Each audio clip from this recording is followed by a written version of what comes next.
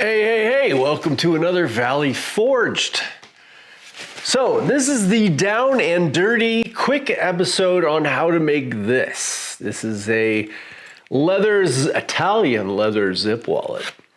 And I have to say, it came out absolutely beautifully. So this is my second attempt and wow, just everything zips perfectly. It works nice. You know, the logo here is optional. You can put whatever you want there. You can put some initials on the side and the back, whatever. If the pocket works great, this is good. This is good. I'm gonna go over it quickly. I did make another video, a long one about this, and it was my first attempt, and I showed you not to use a metal zipper and why not, and that was really the only thing that didn't come out perfectly. And so let's go over this real quick. I did want to mention that if this is your first time making a wallet, you may want to start out with the men's wallet. I have sold many of these, and as you can see, I've made a lot of them. And you can see by the reviews, this wallet just works. It's very simple.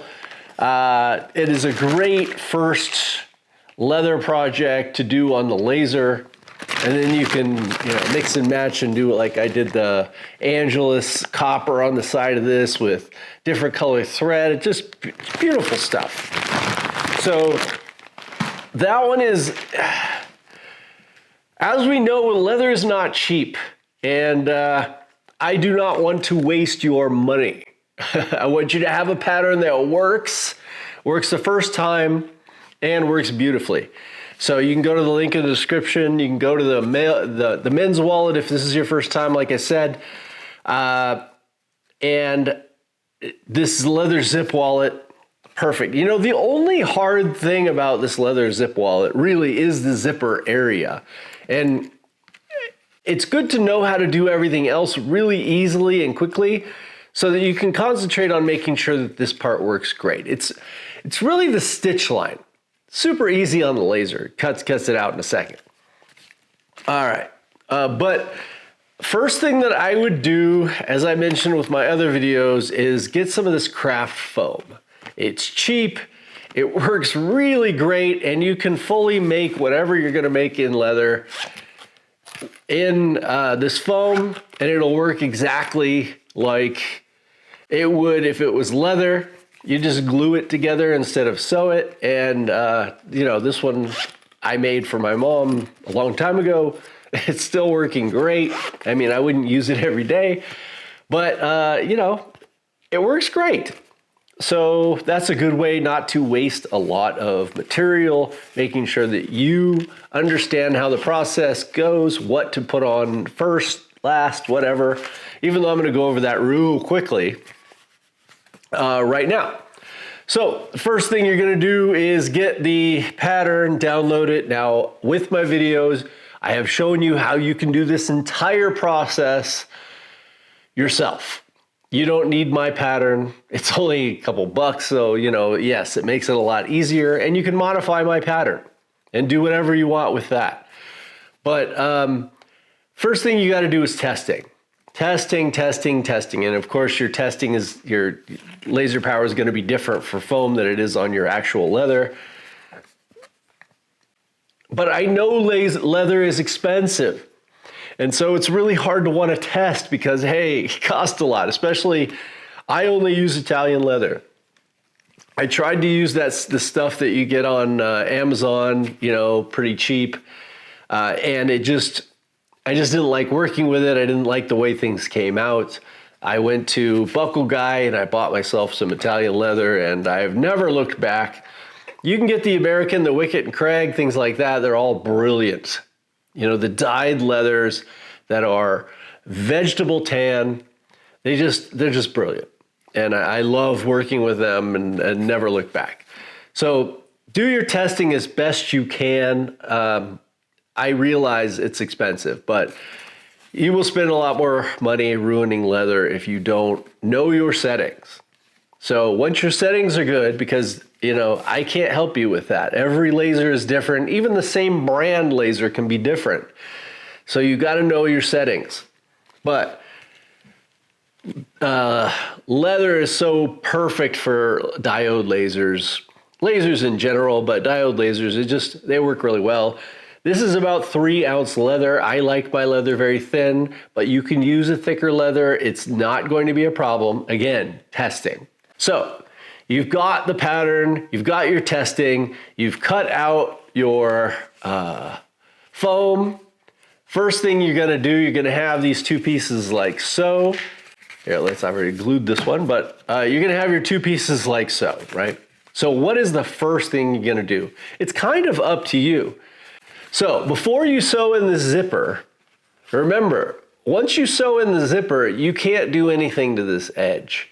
It's done, or else you're gonna get color, you're gonna get some color on the zipper, so you can see, I did this nice Angelus dye hot pink on my edges. Now you can just, I have this fabric marker, works great. You could do it in black, and then you can put Toconol on the outside. That's pretty much standard for what most people do in the industry. I just was having fun with this particular one because it looks beautiful. Give me a break. And so before you sew in this zipper or glue on this pocket, you got to make sure that you've done the edges of those two. You don't have to do the edge of the outside. That can be done actually the very last step. But the inside of there and the inside of the pocket here have to be finished, done. You're not going to do a single other thing to them. I have messed up a lot of wallets because maybe I forgot to do that, and I try to go back and hold this open and try to, hit it with the fabric marker. Don't do it. Just do it correctly. Trust me on that one. These are amazing wallets, and all of my wallets sell like crazy. I can't wait to start selling these zippers. They're absolutely beautiful. And I wanted to have something feminine. And so it's a perfect balance between those men's wallets and having something here for the feminine side. Just beautiful. I would go ahead and do the zipper because I feel like that is the most difficult part. Zippers. I'm going to suggest that you get this cheap zipper, number 5, from Amazon or wherever you want to get it. It's nylon, it's not metal, and it zips so perfectly that it's hard not to, and you can get it in any color and a variety of different everything. Not just the color of the material, but the color of the zipper itself. You can get a whole big bag of this stuff, I think for like $20, that has every color in it, that has all the different pulls as well. I have those, but I really I felt like this pull just looks so much better, and it really makes it look nice. So I bought these separately. They were not that expensive either compared to the leather, and it just really adds a nice touch. So I have silver and gold, just depending on what I want to do. This was a more expensive zipper and metal, and it just doesn't work very well. It's the only thing on this first wallet I did that just didn't work well. So you've got your zipper, you're gonna cut it. You don't want it to show on the sides. So when you're done with it, you don't want it showing on either side here, but you want it long enough to where it's going to be covered with some thread. So you're gonna cut it, and then you're gonna glue it in. Now, I use the Aqualim 315 on this to glue in the zipper, and yes, super glue will work a little faster. It can be a little messier. You can use double-sided tape, which I highly suggest. This leather zip wallet, I'll put it in the description. Corsair Leather makes one, and that's kind of where I got the idea for this. And they will go through this entire process as if you were making it by hand without a laser. And I suggest you do that. It's really fun to watch these videos, and you learn so much about leather making. but I'm still gonna go through the entire process here very quickly so that we can get through this. So you've cut the zipper to the right size. You've glued it in. I use, as I said, the Aqualin 315.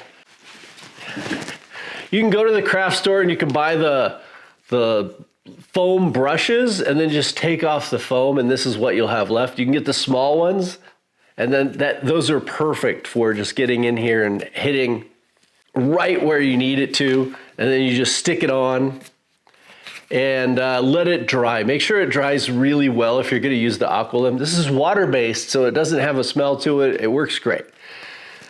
But if you do super glue, you can wait a little less time, but just make sure it's dry and it's stuck on very well before you're going to get to the sewing. So you can, on the next step, go ahead and go to the sewing for this part here. And what I would suggest, highly suggest, you use one of these or a 1-inch punch to go through each hole. You can see there's a lot more holes because this was an early one. But you're gonna go through, here's one that already has a zipper in it. You wanna go through each hole and make sure that you can see that from the back side. That is important because when you sew, you're gonna be sewing from both sides. So you need to know where that hole is or you're gonna hit your finger quite a bit. And it'll look better if you know exactly where that hole is going to be on the other side. There may be a better way to do this. I haven't come up with it. And like I said, that's literally the most difficult step in this entire thing. So yes, it's not that difficult. But I have a 1mm punch that I just put in each hole and I hit. It's kind of going back old school a little bit, but I just find it works the best. But having a tool like this is nice too. You don't need a ton of tools. That's one of the things I'm gonna tell you is don't go out and buy everything. Buy stuff when you need it, or you could spend so much money on leather stuff you don't need, speaking from experience. So now that that's stuck on, you can go ahead and saddle stitch it. Now, there are so many great videos on learning how to saddle stitch that you could just pick your favorite. Just go out and learn, make sure you know how to saddle stitch. If you've made the men's wallets, you already know this step. And just take your time. Sew in this zipper. And then once that's done, so putting in the zipper, you want to make sure that the zipper thing here is all the way at the end when you glue this in. So your zipper is going to be sitting right here. Your zipper pull is going to be sitting right here. Let's pull one out. And you're going to have just the perfect amount. Now, some people have a lot of trouble actually putting the zipper pull onto the zipper. I have never had any issue, but I would say to do it before you cut it.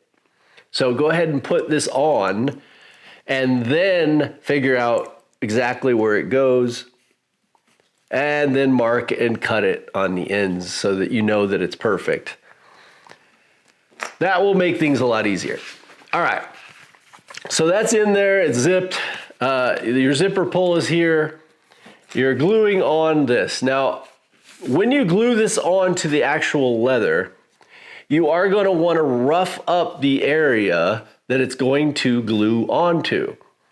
Now, obviously, you don't do this with foam, but so you're going to you could use a butter knife. You don't need to go and buy a tool. This was one of the dumbest purchases I ever made. I feel like I got to use it because I bought it, but you're just going to rough up that edge right where it's going to be glued and then going to be sewn. Now make sure you don't go higher than the pocket when you're roughing this up. I have made this mistake before. Don't think you go all the way to the top where this stitch hole is. You really don't want to do that. You want to start right here, right where this is connected, and only rough up that area. Because if you go higher, you're going to scratch your leather. Not great. So once that's roughed up, you don't have to rough up this side because that's already a rough side of leather.